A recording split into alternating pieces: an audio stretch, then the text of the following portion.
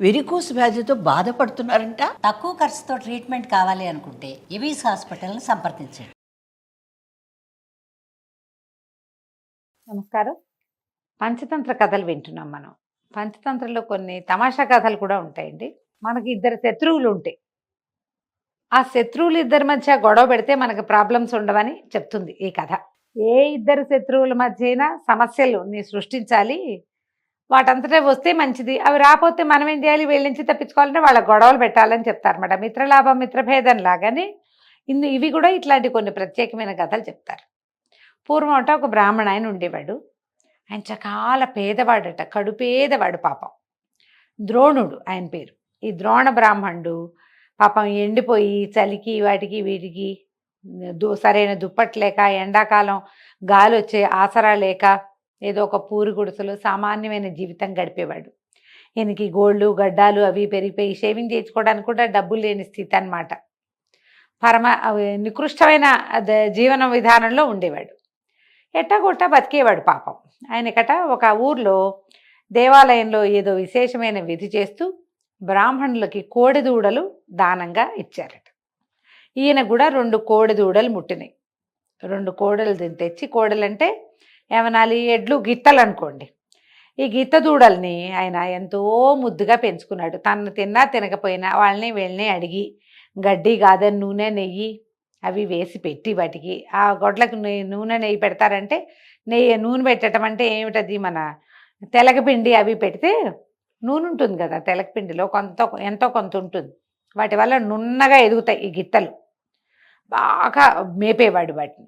మేపగా అది బాగా పెద్ద వయసు వచ్చేసరికి, ఓ 2 ఏళ్ళు 3 ఏళ్ళు వచ్చేసరికి ఇంతంత ఎత్తున నందీశ్వరుళ్ళల్లే ఉండి ఎంత బాగుండేవోట. ఆయన చాలా ముద్దుగా చూసుకునేవాడు. ఆయన వాకిట్లో ఓ చిన్న పాకలాంటిది వేసి ఈ 2 గిత్తల్ని అందులోకి తోలి వాటి బీట్లో గడ్డో గాదమో ఏదో వేసేవాడు. అవి తింటూ ఉండేవి పాపం. వాటి ఎదురుకుండా ఉండే గాడు ఉంటుంది కదా, ఘాట్లో వేసేవాడు, తినేవి. అయితే ఏమైందట, ఆ చుట్టుపక్కల ప్రాంతాల్లో ఒక దొంగ ఉండేవాడు. వాడు క్రూరకర్ముడు, వాడి పేరు. ఈ క్రూరకర్ముడు అసలు ఎంత దొంగోవాడు. ఎవరి దగ్గరైనా నున్నటి గొడ్డు గోదా ఉన్నాయంటే వాటిని లాగేదాకా వాడికి తోచేది కాదు. వాడు ఒకనాడు ఈ 2 గిత్తల్ని చూశాడు. అబ్బాబ్బా ఎంత బాగున్నాయి, వీటిని కొట్టేయాలి ఎలాగైనా, ఇవి ఎవరివి అని ఎంక్వైరీ చేశాడు. ఇవి ఒక పేద బ్రాహ్మణుడివి, ఆ ద్రోణుడివి. ఆయనకు చిన్న ఇల్లు వాకిలి ఉన్నాయి. ఆ వాకిట్లో ఒక పాకుంది, 2 నిట్టాళ్ళ పాక. ఆ పాకలో ఈ 2 గిత్తలు ఉంటాయి. ఇవి తెలుసుకున్నాడు. సరే ఏమనుకున్నాడు, ఒకనాటి రాత్రి అర్ధరాత్రి వచ్చి ఈ 2 గిత్తల్ని అపహరిద్దామని బయలుదేరాడు. ఇతను వెళ్తూ ఉంటే వాళ్ళ ఇంటికి దగ్గరలోకి వెళ్ళేసరికల్లా ఈయనకి పెద్ద భయంకరమైన ఆకారము, జిర్ర జుట్టు, బాగా చిర్రగా ఉన్న జుట్టు, కూరలు, మెడిగుడ్లు, పళ్ళన్నీ ఏమిటో విచిత్రంగా ఉండే వంకర టింకర్వి, ఓ పక్కన కొంత గూని కొంత వంకర నడక, కానీ మహాకాయుడుగా ఉండి పరమ భీకరాకారంగా ఉన్నవాడు ఒకడు కనపడ్డాడు. ఈ దొంగవాడు ఆశ్చర్యపడి, క్రూరకర్ముడు ఎవరు మీరు, ఏమిటండి అని అడిగాడు. అడిగితే ఆయన ఏమన్నాడు, నేను ఒక బ్రహ్మరాక్షసుణ్ణి, ప్రాణాధారం, ప్రాణాలే, మనుషుల ప్రాణాలే కావాలి నాకు. అయితే నేను షష్టాహ్న కాలికుడు అంటే ఏమిటంటే 2-3 వేరే లెక్కలు చెప్తారు. రోజు యొక్క 6వ యామంలో భుజించేవాడని ఒక లెక్క. 2 రోజులు ఉపవాసం చేసి 3వ రోజు సాయంకాలం అంటే 6వ పూట, రోజుకు 2 పూటలు కదా, పగలు రాత్రి, ఒక పగలు ఒక రాత్రి ఒక రోజు, 2 పగళ్ళు 2 రాత్రులు 2 రోజులు. అప్పుడు 6వ పగలు ఏమవుతుంది, 3వ రోజు సాయంకాలం చీకటి పడ్డాక కదా 6వ పూట అయ్యేది. ఆ పూట తినేవాడన్న అర్థం చెప్తారు ఒకటి. 6 రోజులు ఆహారం తినకుండా ఉండి తర్వాత రోజు ఆహారం తినేవాడని చెప్తారు. బహుశా వీడు అతి ఆకలి కలిగిన వాడు. ఈ 6 పూటలో 6 రోజులు లేదా 6వ యామంలోనూ తినే ఒక లెక్క కలిగిన వాడిని. ఇక్కడ ఈ ముందున్నటువంటి ఈ గొడ్ల సావిడికి అవతల ఉన్న పూరిపాకలో నివాసం ఉంటున్న ఒక బకాచిక్కిన బ్రాహ్మణ్ణి తినడానికి పోబోతున్నాను నాయన అని చెప్పాడు. ఈ దొంగ అన్నాడు, అబ్బో భలే వెళ్తున్నారండి మీరు, ఆయన దగ్గర 2 బ్రహ్మాండమైన కోడెద్దుల జత ఉంది. ఆ కోడెడ్లని నేను దొంగతనం చేయటానికి వెళ్తున్నాను, పదండి మరిద్దరం కలిసి వెళ్దాం, అక్కడంతా సద్దుమడిగాక తెచ్చుకుందాం, మీది మీరు తెచ్చుకోండి, నాది నేను తెచ్చుకుంటాను అన్నాడు. ఈ దొంగవాడు బ్రహ్మరాక్షసుడు ఇద్దరు కలిసి నడవటం మొదలుపెట్టారు. వీళ్ళిద్దరూ వెళ్ళి ఇంటికి సమూహంలో నుంచున్నారు. నుంచుంటే ఏమైంది, జనాలు ఎంత సద్దుమణిపోయింది, ఎక్కడ ఏమి చీమ చిటుక్కుమన్నా కూడా వినపడేంత నిశ్శబ్దం అలముకుంది. బ్రహ్మరాక్షసుడు అన్నాడు, అబ్బాయి నీ పని నువ్వు చేసుకో, నేను పోయి బ్రాహ్మణ్ణి తింటాను అని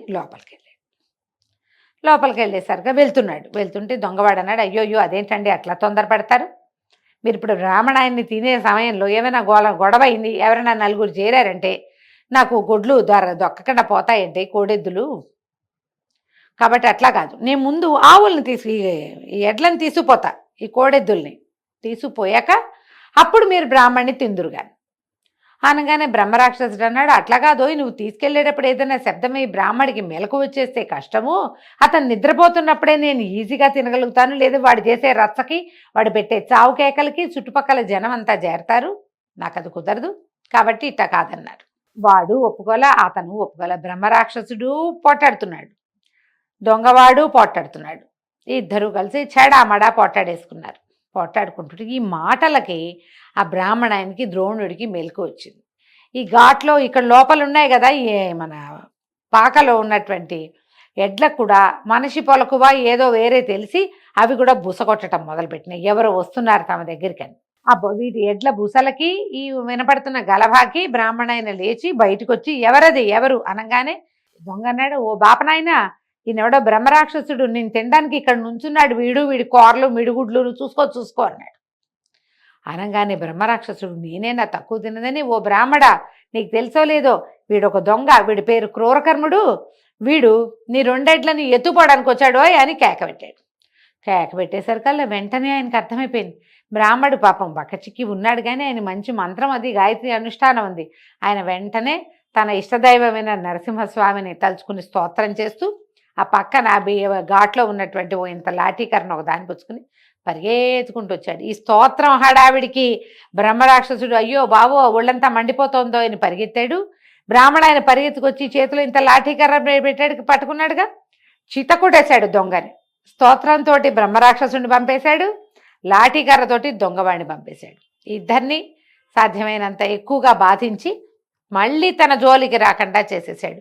ఇవి పెడుతున్న అరుపులు కేకలు ఈ దెబ్బలు కుయ్యోమర్రో మోతలకి చుట్టుపక్కల 10 మంది చేరారు. ఎప్పుడైతే బ్రాహ్మడు నృసింహకరావలంబ స్తోత్రం చదువుతున్నాడో చుట్టుపక్కల 5-6 చదవటం మొదలుపెట్టారు. ఎందుకంటే ఈ బ్రహ్మరాక్షసుడు ఇక్కడ ఉన్నాడు అనుకో, ఈ ప్రాంతానికి వచ్చే అలవాటు ఉంటే ఇవాళ కాకపోతే రేపొద్దున మనలో ఎవరి కోసమైనా వస్తాడు, వాడిని రానివ్వకుండా చేయాలంటే ఇది ఒక దిగ్బంధనం చేసేయాలని ఇంకా కొంతమంది తలా ఒక కర్ర తీసుకుని దొంగని చావచీత కొట్టి వదిలిపెట్టారు. వాడు ఇంకా ప్రాంతానికి రావడానికి భయపడేటట్టుగా అయిపోయి కాళ్ళు వీళ్ళు ఈడ్చుకుంటూ ఎట్లాగోట్లా దేవుడా రావడా అని పరిగెట్టుకుంటూ వెళ్ళిపోయాడు. ఇప్పుడు చూడండి, బ్రాహ్మణ్ణి తినడానికి వచ్చిన రాక్షసుడు ఎడ్లను ఎత్తుకుపోవడానికి కాడెద్దుల్ని ఎత్తుకుపోవడం కోసం వచ్చిన దొంగవాడు, వాళ్ళిద్దరూ మొదట స్నేహంగానే ఉన్నారు, తర్వాత వాళ్ళిద్దరూ ఒకళ్ళకొకళ్ళ శత్రువులు అయ్యారు. వాళ్ళిద్దరూ కొట్టుకోవటం వల్ల బ్రాహ్మడికి ఆయన ఎడ్లకి కూడా ప్రమాదం తప్పింది. ఎప్పుడు కూడా మనకిద్దరు ఎనిమీస్ ఉంటే వాళ్ళిద్దరికీ ఏదో ఒక గొడవ తెప్పిస్తే మనకి ప్రాబ్లమ్స్ ఉండవు. ఈ కథని పంచతంత్రలో విష్ణు శర్మ గారు రాజకుమారులకి తెలియజేశారు. కథ కంచికి మనం ఇంటికి.